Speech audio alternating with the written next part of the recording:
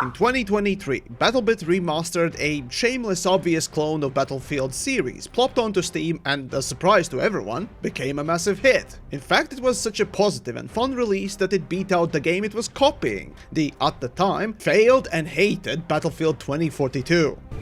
Look at me, sure. Look at me, sure. I'm the captain now. With basically every creator praising it and the community of FPS enthusiasts enjoying the game, it beat 80,000 player count peak for solid first 2 months of its release. With rapid first content updates following soon after, it was clear this was an indie game success story that we needed more of. However, as months went on, the content and communication from the dev team just as rapidly decreased. To a point that today, as of making, the last time the game received any kind of an update has been over 12 months ago, while the last piece of official communication has been over 9 months ago. And the player base has shrunken so badly that you barely can get a full server, and at peak time you maybe get 1,000 players. And while sure, the game is not dead yet, it certainly is scratching that coffin lid if nothing changes.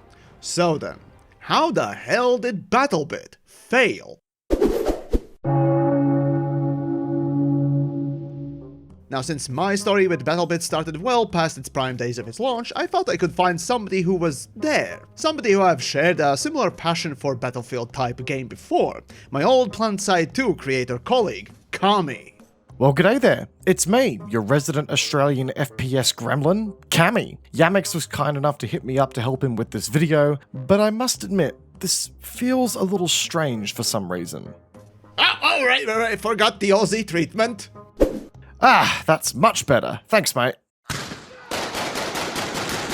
But yeah, before we get too far into this one, let's have a bit of a chinwag about BattleBit in the early days. The days that led to it being quite the success for a little while there. Because there's some very important context here in the history of this game. Before BattleBit was, well, the BattleBit we knew and loved, it was actually a very different project, more akin to a low-poly milsim game, rather than a Battlefield competitor. You see, folks, the development team of this game were originally set on creating a milsim game that would simply differ itself in the space by being easy to run on most machines. It sounds like a simple premise, but milsim games after all tend to lean into crazy cinematic effects and visuals, so unless you had some really solid hardware in your machine, you were always a bit out of touch with this side of FPS gaming. The BattleBit developers originally set out to solve this problem with their game. But whether it be through a change of heart or a very clever read of the gaming market at the time, aka right after the abysmal launch of Battlefield 2042, the developers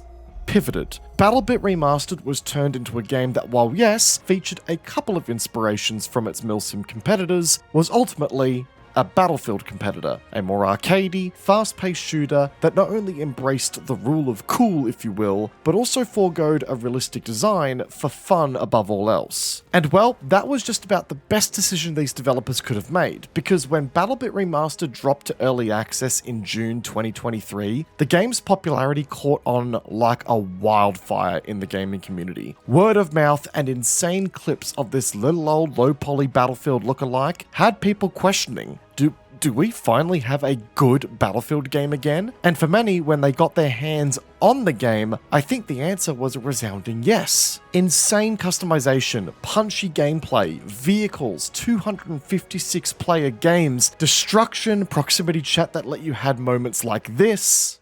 Hearing gunfire from up here somewhere. Oh, there's a dead dude. Hello. Jesus. Got someone to bleeding damage too. Fuck you, bro. Fuck you, brother. Go back here, Brewski. Oh, come here, mate. Nah, fuck you, bro. Come here, mate. You're coming with me. Come here, bitch. Put me down. Fuck you, put me down. Why can you drag me? See you, bitch. It was everything we could have possibly wanted from a large-scale Battlefield-esque shooter. Even the update tempo post-release was pretty impressive for a small indie team of 3 people. And this tempo continued for a pretty solid period of time as well, which is also ironic, given that if you were to check BattleBit Remastered's Steam store page today, there is a literal warning presented to potential buyers of the game to the fact that the game has not seen an update for approximately 16 months. Quite the change of pace, really, from the almost monumental launch that we did see originally, which unfortunately reflects the situation that we're in today. Radio silence from the developers, no updates, and a player base that now struggles to achieve 1,000 concurrent players daily. So, what really failed BattleBit? Well, believe it or not, it ain't really down to one sole reason, if you'll entertain me for a second here. BattleBit, by virtue of its, let's say, original vision, was always haunted by an identity crisis within the development team. Yes, they pivoted the project willingly to something else, but you could always tell that the team wanted to steer closer and closer to their original vision of creating a low-poly milsim game, and that was apparent with some of the changes and updates they were sneaking into their game after release. But you want to know what really set this game on its downward spiral, children? I'll tell you. And you'll call me crazy when I tell you it just so happened to be one of the most anticipated features from both the developers and the community alike. It was the community servers. A feature designed to give the power back to the player base turned out to be one that actually fractured it beyond a point of repair. Now, I mean, sure, yeah, these are factors, but I think we're dancing around the elephant in the room. See, changes can be good or bad. However, the complete lack of updates or content, especially the stuff they promised, or in lieu of the content, no news or info on what the hell's even going on, is universally bad. Even right now in the Steam reviews, the main criticism we hear from the folks of the game is that it's simply abandoned. So why should we continue playing it? Well, yeah, okay, look, very fair point. Which is why I think it's also important to remember that the game featured a tiny dev team size that was stacked up against an insane workload when they launched. Well, I guess we got our 4 main points to look at closer, so since Kami, you were there at the beginning, kick us off. So, as I said before, BattleBit was originally a bit of a milsim game. I myself didn't get around to playing the game back when it was in this form, but over the course of its development, it eventually found itself molding into what it is today. And while one would expect that the commercial success and the, I'll be frank, genuinely high quality of the experience that came to be would be enough of a motivator to keep the developers trucking along on the path, the devs had begun to show signs of, dare I say, a sense of resentment towards their very own game by the end of 2023. You know, a mere 6 months after the early access launch, the developers were jumping on devcasts, expressing complaints about how their game had become too arcadey or too fast-paced for their liking. There was talk of making significant balance changes to slow the pace of the game down. You know, once again, 6 months after the release and after 6 months of everyone getting used to playing the game as it was. Because as we all know here, gamers historically tend to react so positively to a massive sweeping change to their favorite game. Yep, can't think of a time where that's backfired. BattleBit was going through an identity crisis, there was no two ways about it, and that was clearly having a very big impact on the game's pace of updates as well. So yeah, it's no secret that a developer-driven identity crisis doesn't help here, obviously. But you know what also doesn't help, folks? A community-driven one too. Holy Jesus. What is that? You see, what happens when you give close to unlimited power to your community or player base to customize the experience offered by a game to their own personal yet perfect idea of how the game should play? You know, give them almost a limitless sandbox in which the player can leverage all of the content, or as little of it as they want to do so, to bring their dream for the game, or in this case, BattleBit to life. It's quite simple. You get a fractured community. One torn between hundreds of micro experiences with varying degrees of deviation from the game's core offering. You start to see the experience that you bought the game for start to vanish in light of servers with custom rule sets, map sets, weapon restrictions, the list goes on. And unfortunately, this is exactly what happened to BattleBit. In September of 2023, a mere 3 months after the early access launch of the game, BattleBit brought community servers to its game, giving players the ability to run custom public servers where the rules were truly in their own hands. Owners of these servers could incorporate bans on weapons, vehicles, gear items, or even entire class sets. They could dedicate their servers to select game modes or maps. They could make visual changes to the game, such as altering soldiers' appearance appearances to be that of a red versus blue design. Some servers even incorporated custom kill streaks into the game, akin to the likes of a Call of Duty title. Overnight, the BattleBit Remastered server browser went from being filled by vanilla servers running the core experience to a bunch of community servers all running their own vision of what peak BattleBit looked like. And just like that, overnight, vanilla BattleBit Remastered that we had grown to know and love disappeared, died even. Now look, I'm all for one giving the power back to the players and letting the community servers run rampant. It builds a sense of camaraderie in your community and lets you use a server as a regular meeting spot for you, your mates, and even some of your favorite opponents. But when you afford this much control to your players this early on, it leads to a very confusing experience for anyone coming to the game for the first time. You know, not knowing that behind their purchase, they are very likely to find a very disorganized and disconnected experience between all of the servers on offer. When the community servers went live, the OCE, or Australian region, lost all of its official server support with the snap of a finger. Just like that, no more official core servers. And that kinda sucked. It felt like the soul of BattleBit had changed overnight. You really didn't know what you were getting yourself into anymore, and it almost felt like the developers had relinquished the last strand of creative direction they had had over the game, which isn't great, given that they were already questioning the identity of the game in the first place. Already, it's feeling like a big old mess for BattleBit, and we haven't even gotten to the bad part yet. And while both of the previous issues are no doubt worth mentioning, I think by far the most impactful failure that carries this cavalcade of fuck-ups like some perverse atlas is the sheer and utter lack of updates. Now, we all like new stuff for our games to play. It's exciting to get a new toy to play with or a new sandbox to dig the cat shit out of. And while sure, live service games suck ass harder than Ubisoft's stocks suck rock bottom, still, if there is one thing they do well are the content releases and updates that keep the folk coming and returning. And that's not a bad thing at all. Hell, even such things as developer updates, news posts or devlog streams keep at least some kind of interest and insight for the community. I mean, ever wondered why Star Citizen is as popular as it is, despite delivering very little? Well, there you go.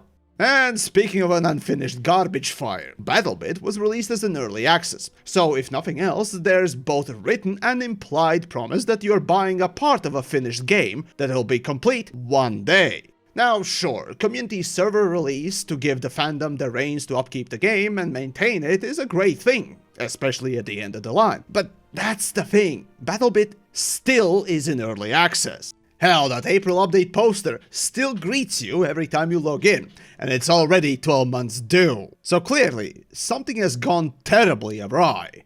You know, it's funny you say that, TheYamiks. Since the passing of that date, the community have long been memeing that April 2025 was actually the real release date all along, and that surely this past month was going to be the reckoning of BBR. Yeah, that aged well, huh?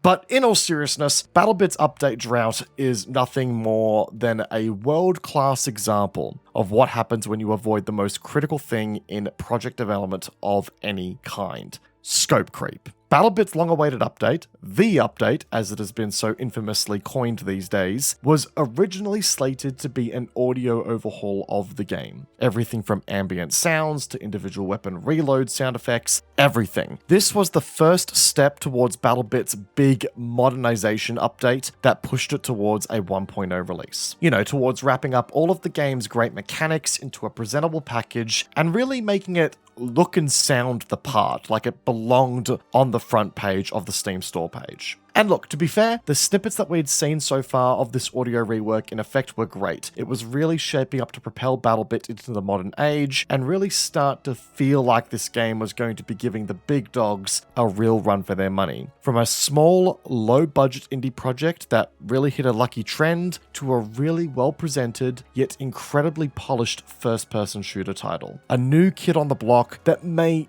just achieve household name status. But the update then slowly started to expand in scope. So, they were updating the audio in the game? Cool. Better touch up the animations to make sure they aligned with the new audio design. Oh, but what about this map over here? Maybe we could give that a look too. You know what? I think the UI could use an overhaul as well. And while we're at it, let's just completely redesign our entire game's time to kill and completely refresh the way LMGs work. And you know what? Why not touch up weapon cosmetic customization as well? I kid you not. All of this has been discussed as now included in the coming major update. You know, what was once a targeted audio overhaul is now a whole of game refresh for BattleBit. And because now all of this is now in motion, the devs are locked into delivering this massive, wide-sweeping change that is ultimately going to feel like BattleBit 2.0 before we even reached BattleBit 1.0. BattleBit's content pipeline expanded well beyond the team's capacity, and that is hurting the game, because we've now been contentless for over a year and a half.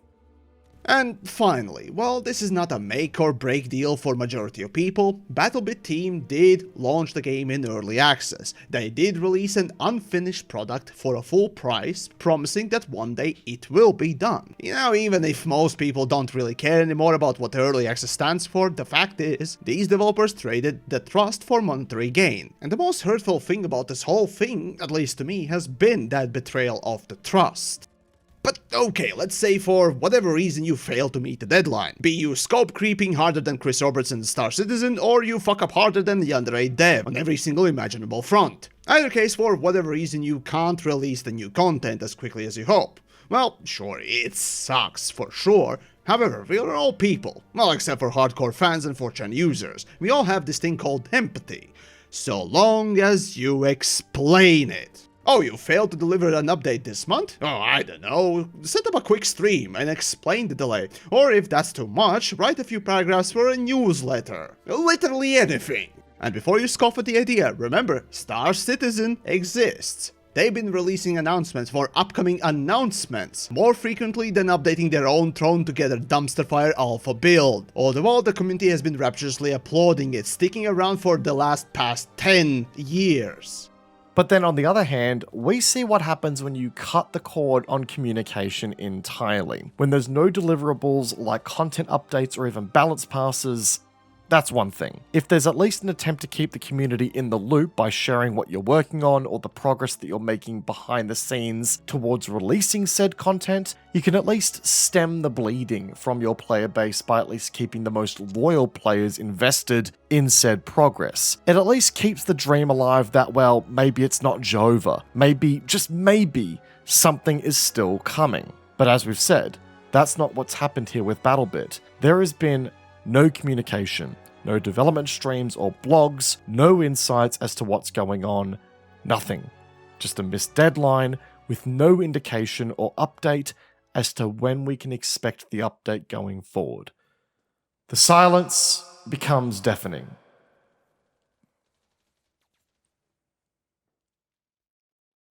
And I knock on her door and I say, Carol!